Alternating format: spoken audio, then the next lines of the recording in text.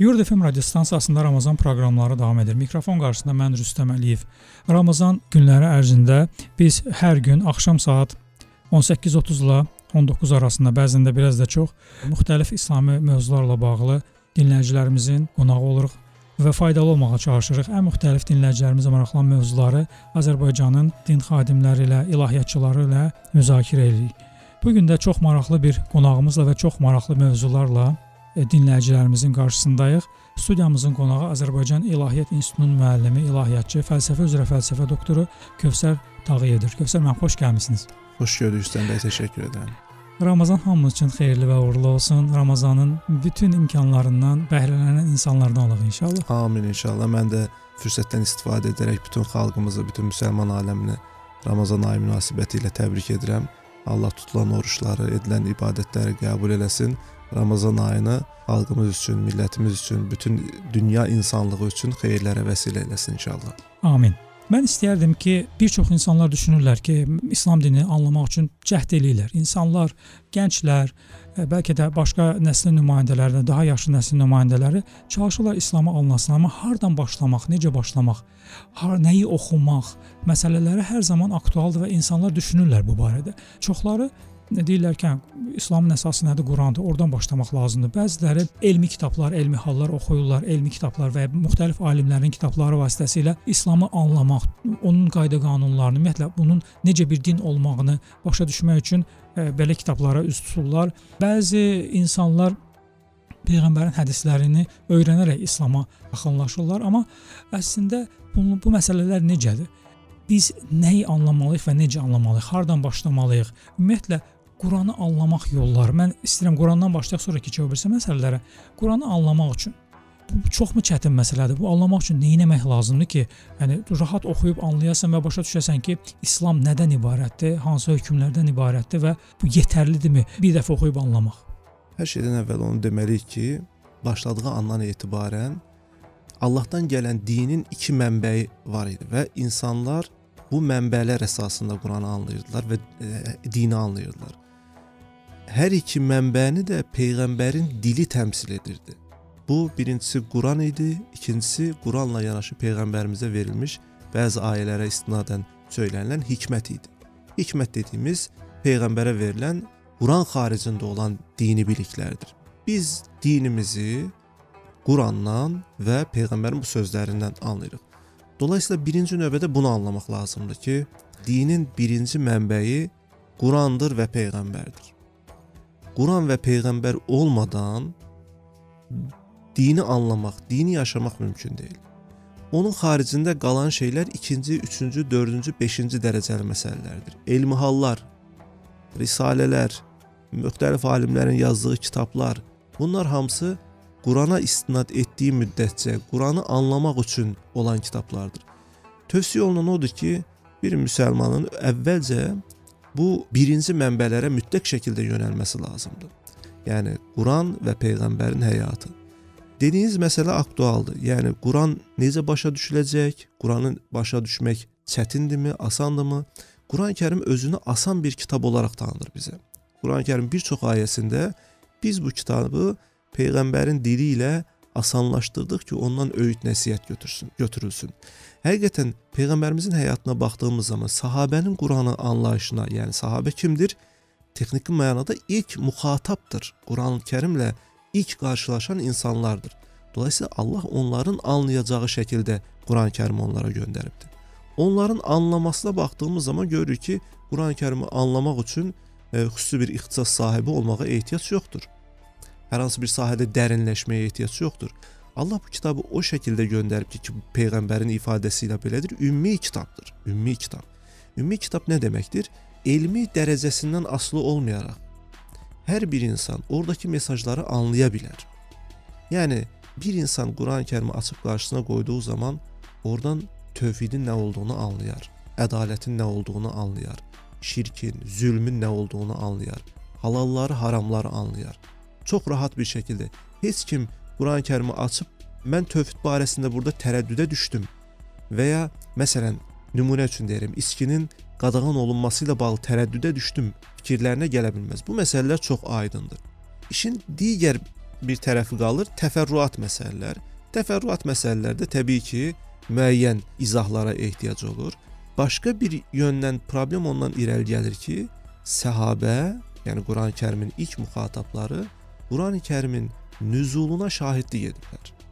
Yəni ayələrin kimin haqqında, nə üçün nazil olduğunu bilirdilər. Məşhur müfəssir səhabələrdən İbn Abbasa bu hadisə soruşulur, yəni Qurani-Kərimi anlamaqla bağlı. O belə cavab verir. Deyir ki, biz Qurani-Kərimin harda, nə zaman, necə, kimin haqqında nazil olduğunu bilirdik. Məsələn, nümunə verməli olsaq, Qurani-Kərimdə bir çox mübhəm ayələr var. Mübhəm ayələr qeyri-müəyyən şəxs əvəzliyi, qeyri-müəyyən məkanlar, zamanlar, bunlarla ifadə olunan ayələrdir. Məsəl üçün, وَجَاءَ مِنْ أَقْصَى الْمَدِينَةِ رَجُلٌ يَسْعَى. Məsələn, Yasin surəsinin 2-ci səhifəsindəki bir ayə.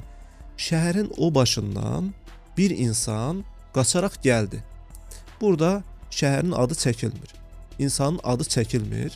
Nə zaman hadisənin olduğu bildirilmir.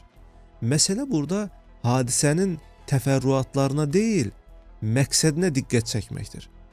Və biz bu kimi ayələrə mübhəmlər deyirik. Yəni şəxslər və zamanlar, məkanlar bəlli deyil. Səhabə bunların bir çoxunu anlayırdı. Yəni Məkkəli müşriklər haqqında, müsəlmanlar haqqında, münafiqlər haqqında, əhli kitab haqqında nazil olan bir çox ayə var idi ki, bunlar ümumi xitab olaraq verilirdi. Onlar filan şey edirlər. Onlar bu yanlışı edirlər. Onlar bu doğrunu edirlər. Səhabə bunu çox gözəl anlayırdı. Yalnız biz zaman keçdikcə müsəlmanlar Peyğəmbərin yaşadığı dövrdən, zaman və məkan baxımından uzaqlaşdıqlarına görə ərəbcə bilməyən insanlar İslam mədəniyyətinə daxil olduqları üçün zamanla bu anlamalarda çətinlik meydana gəlir. İşin bir digər tərəfi Quranın ilk müxatabların adət-ənənəsini əsas götürməsidir. Bu çox önəmli məsələdir. Yəni Qurani-Kərimdə bir çox ayə var ki, ərəblərin gündəlik yaşamına, onların adət-ənənələrinə uyğun olaraq xitablar edir. Bugün onu bizim anlamağımızda müəyyən problemlər ola bilər. Məsələn, evlərə arxasından girməyin deyilir. Bugün ərəb olmayan, hətta ərəblərin özündə belə bugün adət yoxdur. Yəni sırf o dövrdə belə bir adət var. Bunu anlamaq üçün ərəblərin o 6-cı əsrdə, 7-ci əsrdəki mədəniyyətini, o mədəniyyəti formalaşdıran ünsürlər nələrdir, onları bilib o şəkildə Qurana yanaşmaq lazımdır ki, biz Quranın məqsədini, onun endirilmə məqsədini və xitabının məqsədini oradan aydın bir şəkildə anlaya bilək. Bəzi dostlarımız məsələn deyirlər ki, mən açıb oxuyuram, amma çox şey mənim üçün anlaşılmır da.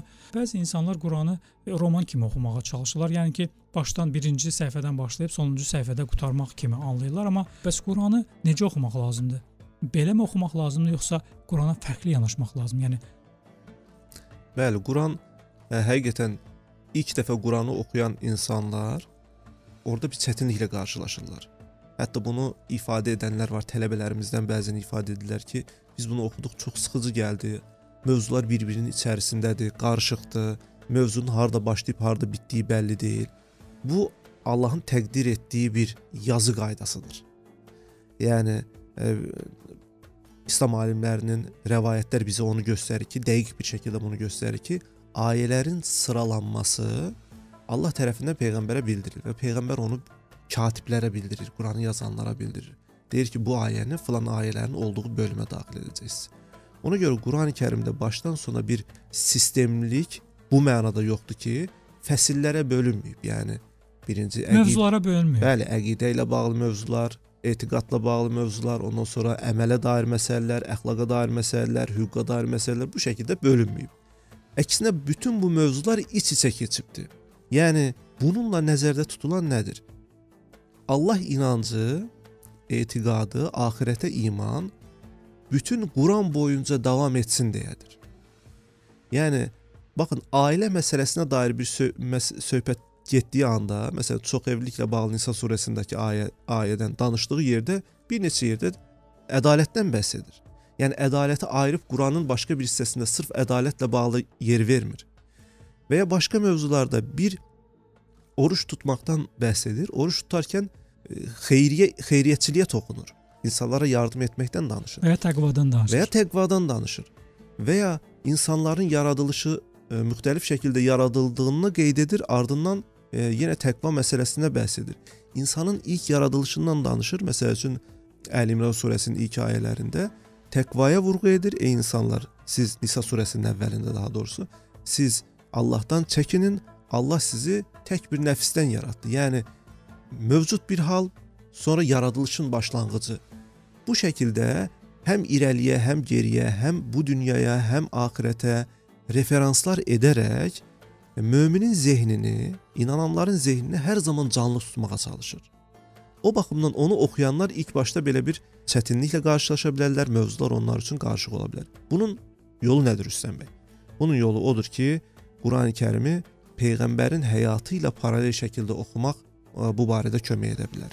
Yəni, Peyğəmbərin həyatını, onun sirətini, keçdiyi yolu, apardığı mübarizələri, nə üçün mücadilə etdiyini anlamadan, o tarixi bilmədən biz Qurani-Kərimin bizə çatdırmaq istədiyi mesajı da düzgün anlaya bilmərik və bizim üçün qarışıq, içindən çıxılmaz bir mətn halına gəlmiş olar.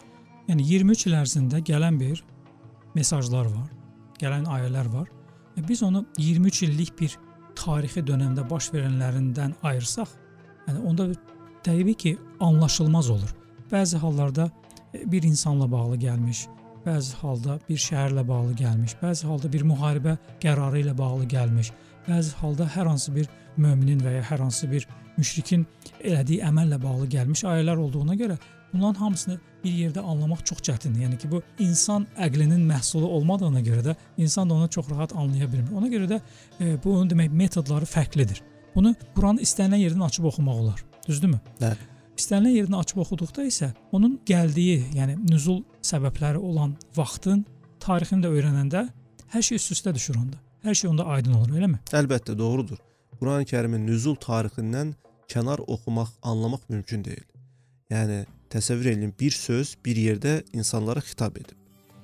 Bunu hər zaman tələbələrimizdə danışarkən də nümunə veririk. Sinifdə deyilən elə bir söz olur ki, o sözü siz oradan çıxarıb başqa yerdə aparıb bir yazılı mətin kimi başqa qrupa oxutsanız, onlar o sözü anlamayacaqlar. Çünki xitab edərkən Qurani-Kərimin xitabı da əslində Qurani-Kərimə belə deyək, elmi terminologiyada xitabi mətin deyilir. Əslində Quran yazıdan çox xitabdır, sözdür, danışıq üslubudur. Quran bir yazı üslubu deyil. Çünki o danışıq üslubu ilə insanlara xitab edib və ona görə orada bədilik var, emosionallıq var, bəzən tonun yüksəlməsi var, bəzən sərt ifadələr var, bəzən təhdidlər var, bəzən sevindirmələr var. Bunlar hamısı bədii üslubla verilib. Quran bir konstitusiya mətni kimi, bir qanun mətni kimi yazılmayıbdır, yazıla bilməz. Allahın sözü içərisində bir çox simvollar ehtiva edir, bir çox məcazlar var, bir çox ədəbi sənətlər var orada ki, insanlara xitab edir bununla.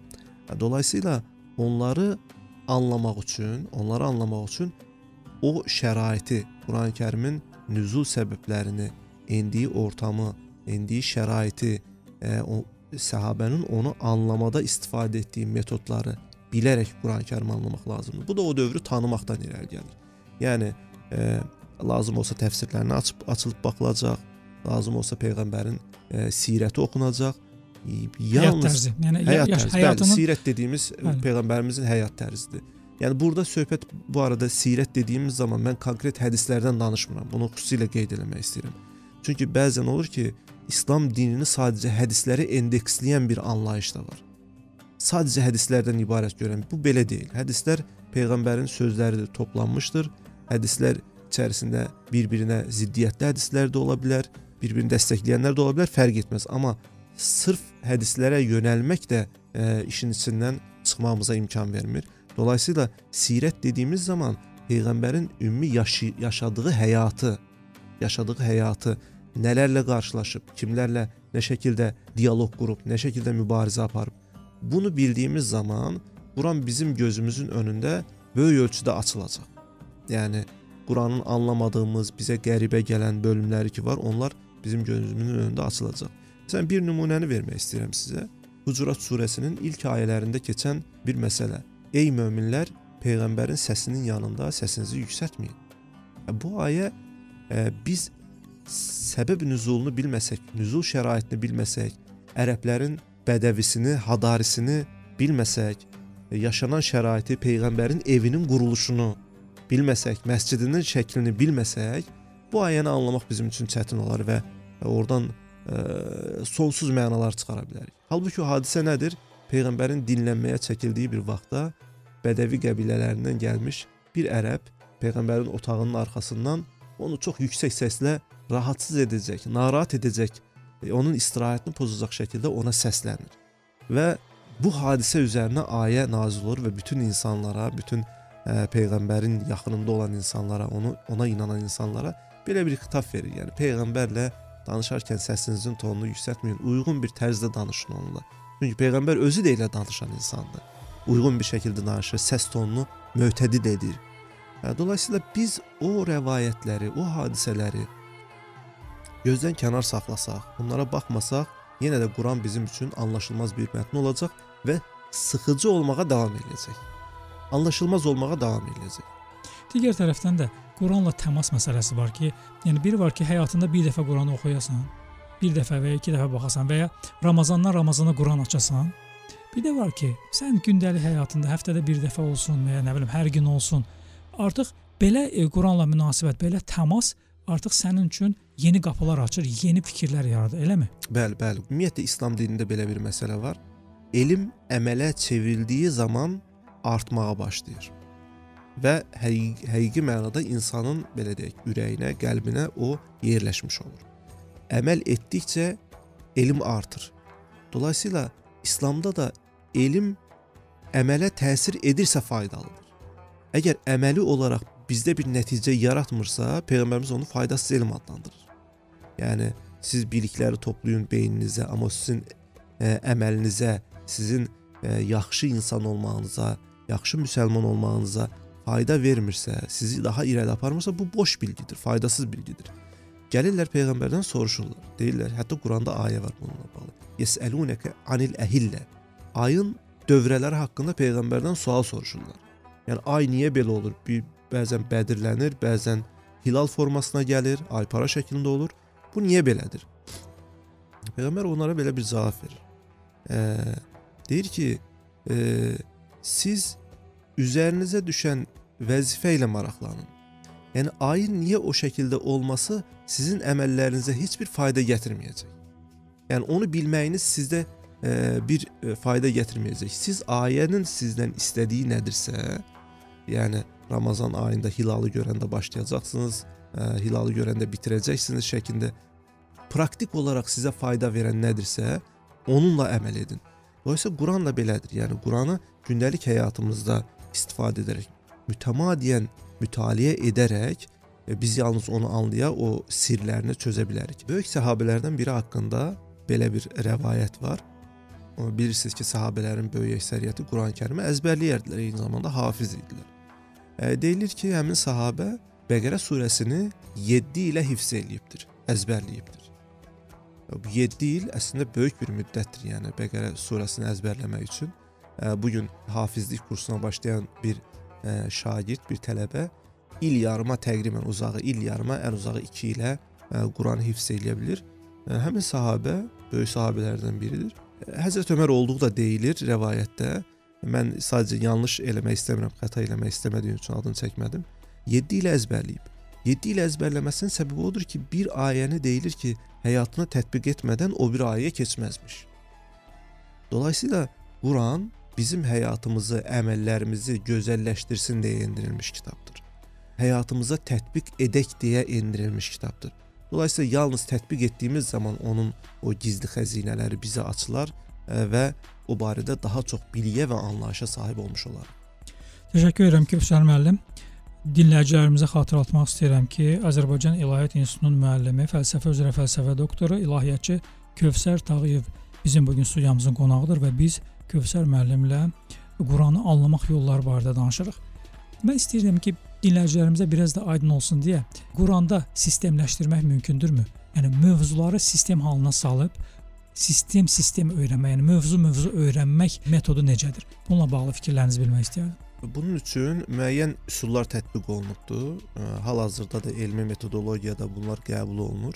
Bunlardan birincisi odur ki, Quran-Kərimi nüzul sırasına görə oxumaq. Yəni, eniş sırasına görə oxumaq. Yəni eniş sırasına hansı görə. ayələr nə vaxt yenib bir-birinin ardınca necə yenibsə ona da nüzul sırası deyilir. Yəni 23 il boyunca bilirik ki, Hira mağarasında ilk dəfə Qurani-Kərim peyğəmbərimizə Ələq surəsi ilə oxu deyərək başlayır və 23 il boyunca müxtəlif zamanlarda ayrı-ayrı hissələrdə peyğəmbərimizə müxtəlif hadisələr səbəbilə nazil olur. Və bunlar axırda toplanır, bir kitab halına gəlir. Son vəhy isə, son vəhy ilə bağlı müxtəlif rəvayətlər var. Ən son enən ayə hansıdır? Amma peyğəmbərin vəda həccindən sonrasına qədər davam edən, onun vəfatından bəzi rəvayətlərə görə 40 gün, bəzi rəvayətlərə görə bir neçə ay müddəti öncə nazil olmuş ayələrdir. Bunları nazil olma sırasına görə təsnif edən kitablar var.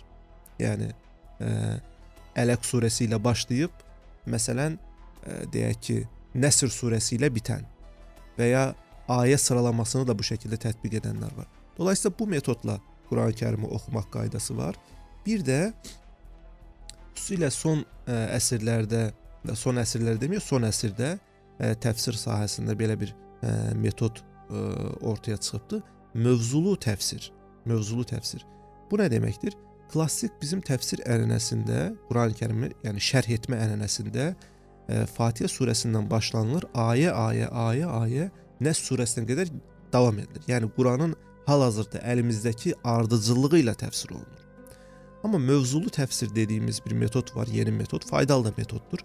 Quranın müxtəlif mövzulardakı ayələri onun içərisindən çıxarılaraq bir başlıq altında təfsir olunur. Yəni axirət mövzusu bir başlıq altında. Allaha iman, mələklərə iman, kitablara iman ayrı-ayrı başlıqlar altında. Bu kimi təfsirlərdən məncə istifadə etmək olar. Hal-hazırda ölkəmizdə bu şəkildə hazırlanmış konkret bir təfsir təəssüf ki, yoxdur.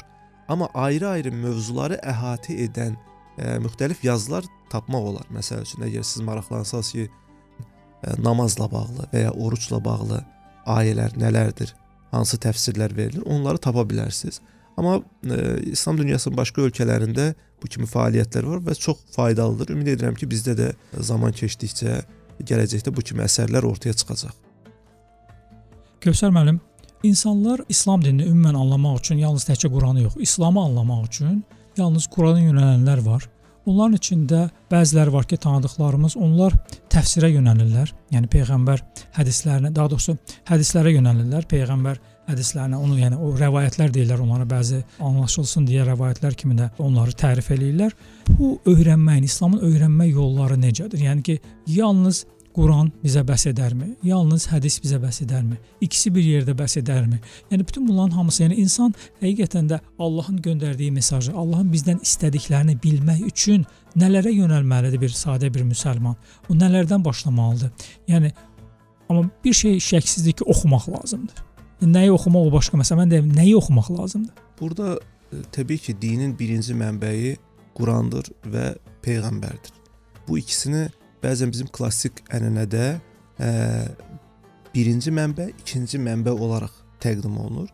Mən əslində ona biraz fərqli baxıram. Bu ikisini bir hesab edirəm mən. Yəni peyğəmbər və Quran ikisi birdir, birinci mənbədir.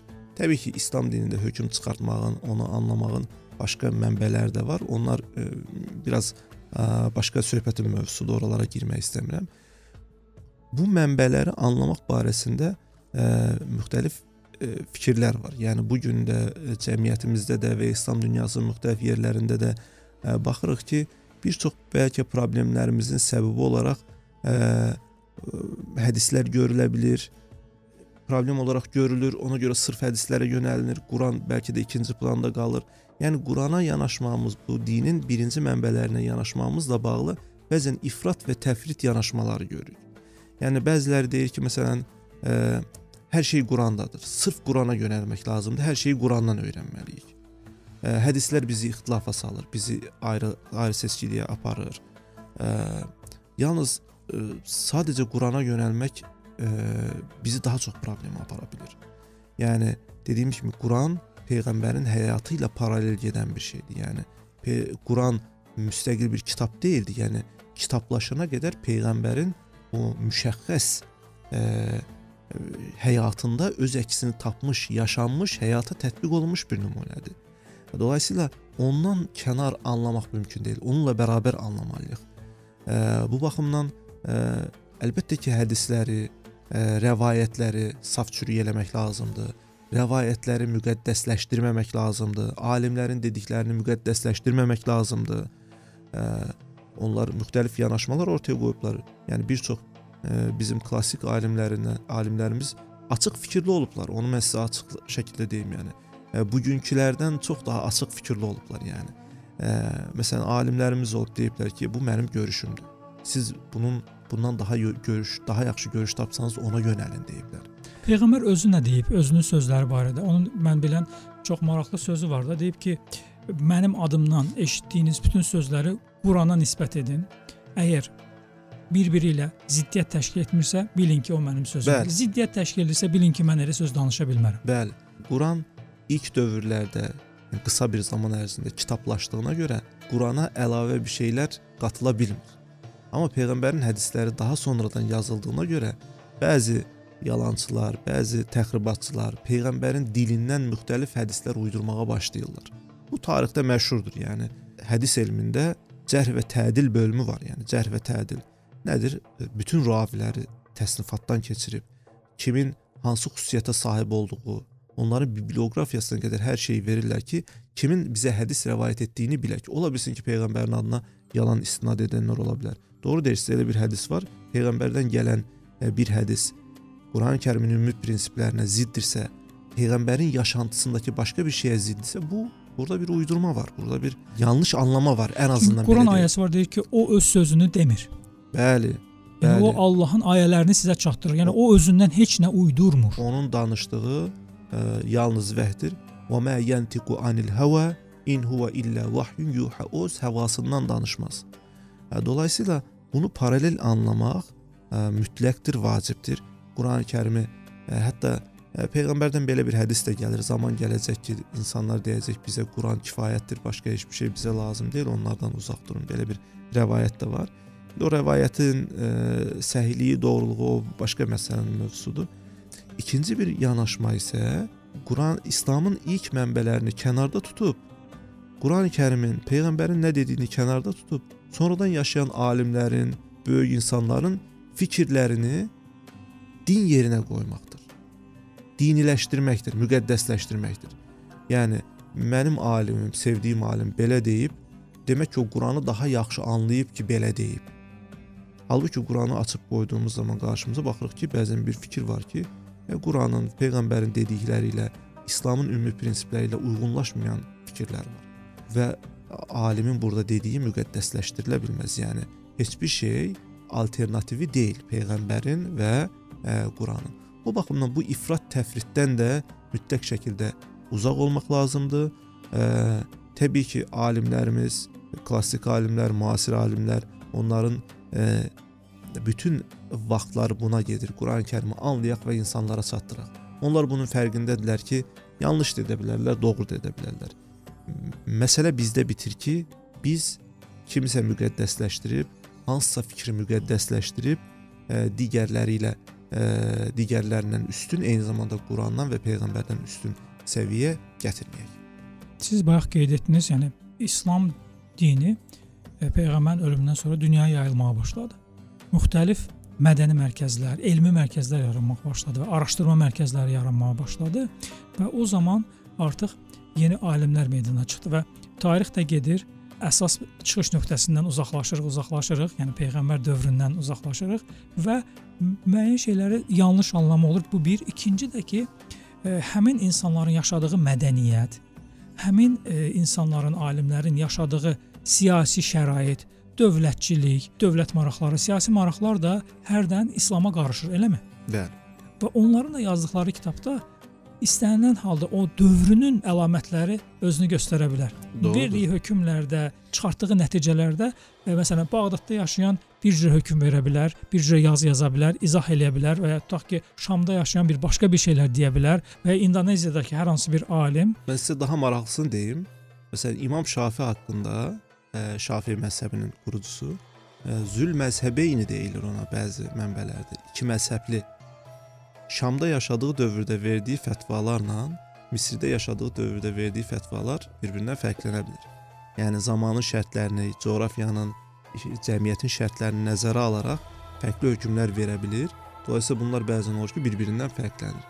Yəni o anlayışa sahibdirlər ki, Quran getdiyi yerdə, İslam dini getdiyi yerdə yerəl, belə deyək, o bölgəyə xas olan xüsusiyyətləri nəzərə alır.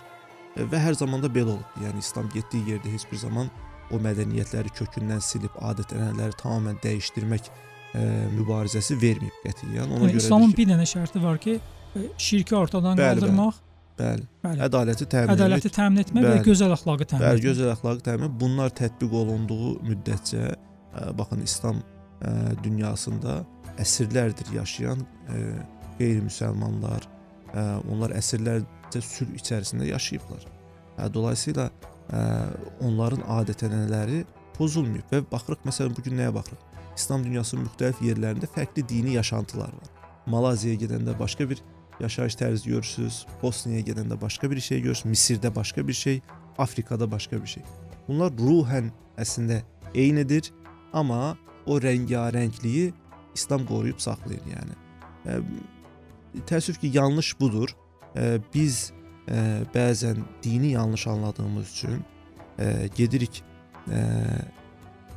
ərəbdən öyrəndiyimiz dini, onun adət-ənənəsini də, mədəniyyətini də gətirib din kimi təbliğ edirik.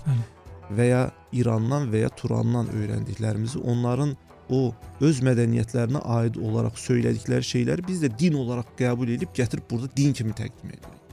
Bu nə böyük fəsaddır. Yəni bu nə deməkdir? Başqasının ayaqqabısını geyinib yeriməyə bənzərdir.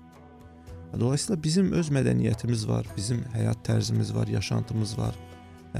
Biz necə ki digər xalqlar İslamın o başlıca prinsiplərini qəbul edib həyatlarını ona görə qururlarsa, onları öz həyatlarına uyğunlaşdırırlarsa, biz də keçmişdən olduğu kimi bugün də İslamın başlıca prinsiplərini, əsas prinsiplərini qəbul edərək nəyin dini olduğunu, nəyin keçici, bəşəri olduğunu ayırd edərək dini yaşamağı bilməliyik. O təqdirdə din öz gözəlliyini ortaya çıxarmış olar. Heç zaman unutmamalıyıq ki, Quran ayəsi var, din Allaha məxsusdur. Yəni din ərəbə, türkə, farsa məxsus deyildir. Yəni din Allaha məxsusdur. Biz isə insanıq, başa düşməliyik ki, din, onun bütün şərtləri, bütün əməlləri Allaha məxsusdur, onun dediyidir. Bir də bizim yaşamımız var və bu yaşamdakı bizim öz seçimimiz və iradəmizə bağlı olan məsələlərdir. Tamamilə doğrudur. Yəni bunu belə deyək, bəzən insanlara yön verən, onları belə deyək, kütlələrə xitab edən insanlar bu məsələdə insanları şuurlandırmırlar və istər-istəməz zamanı da elə bir zamanədir ki, hər bir kəsin açığı, yəni açıb Quranı, dini mənbələri yaxından oxusun, onları öyrənsin, mütaliə etsin, belə imkanları da olmur. O baxımdan bu barədə dini sahədə maarifçiliklə məşğul olan insanların bu barədə həssas olması lazımdır. İnsanların şuurlu olması lazımdır. Yəni kimin nəyə çağırdığını, kimin nəyə dəvət etdiyini, nədən danışdığını zehnimizi işlədərək, ağlımızı işlədərək anlamağa çalışmaq. Bəzən elə bir şey olur ki, yəni bunun absurd olduğu 10 kilometrdən bəllidir, çox aydındır. Amma onu sevdiyi bir din xadimi söyləyir deyə onu şəksiz şübhəsiz qəbul edir. Din birinci növbədə insanları itaətdən çıxarıb Allaha itaətə yönəldən bir müəssisədir. O baxımdan bunun fərqində olmalıyıq. Yəni bizi Allaha mı bağlayır bu düşündüklərimiz, inandıqlarımız, yoxsa insanlara mı bağlayır? Yəni vasitəçi olmadan. Bəli, vasitəçi olmadan Allaha yönəlməyi hansı öyrədirsə bizə o yol tutmalıyıq ki, qurtuluşun da yolu, səlamətin də yolu, dini mənada azadlığın da yolu bundandır. Allah İslam vasitəsilə insanlara çox gözəl bir müstəqillik, azadlıq verib. Yəni Allahla sənin aranda heç kim yoxdur. Yəni bu böyük bir lütf deyil. Heç kimdən asılı deyilsən. Bəli, kainatın yaradıcısı və kainatda cüzi bir parça Deyir ki, sən mənə birbaşa xitab edə bilərsən. Sən mənlə birbaşa ünsiyyətdə ola bilərsən. Mən də sənin dualarına cavab verərəm. Çünki mən sənə şax damarından da yaxınam. Bəli, bəli. Bu nə deməkdir? Bu insana verilən ən böyük dəyərdir. İnsana zəlil durumuna düşməkdən, kiməsə itaət etməkdən, kiməsə bağlanmaqdan, kölə olmaqdan, yəni başqa bir insana kölə olmaqdan qurtulub azad bir şəkildə yalnız başı dik bir fərd olaraq, insan olaraq yalnız Allah qarşısında boyun əyəcək bir mərhələyə yüksəltməkdir. O baxımdan mən hesab edirəm ki, İslam dininin çox gözəl insana verdiyi xüsusiyyətlər var, dəyərlər var. Həm fərdi mənada, həm ictimai mənada insana qazandıracağı çox dəyərlər var. Bunu kəşf etməyə, araşdırmağa, ortaya çıxarmaq lazımdır. Təşəkkür edirəm Kövsər müəllim. Dinləyicilərimizə xatırladıram ki, Azərbaycan İlahiyyat İnstitutunun müəllimi, fəlsəfə üzrə fəlsəfə doktor ilahiyyatçı Kövsər Tağıyev bugün studiyamızın qonağı idi. Biz Kövsər müəllimlə Quranı anlamaq yolları barədə fikir mübadiləsi etdik, onun fikirlərini öyrəndik. İnanıram ki, faydalı olduq. Mən sizinlə bugünlük sağolunlaşıram. Mikrofon qarşısında mən Edim Rüstəm Əliyev. Gələn görüşlərdək sağ olun.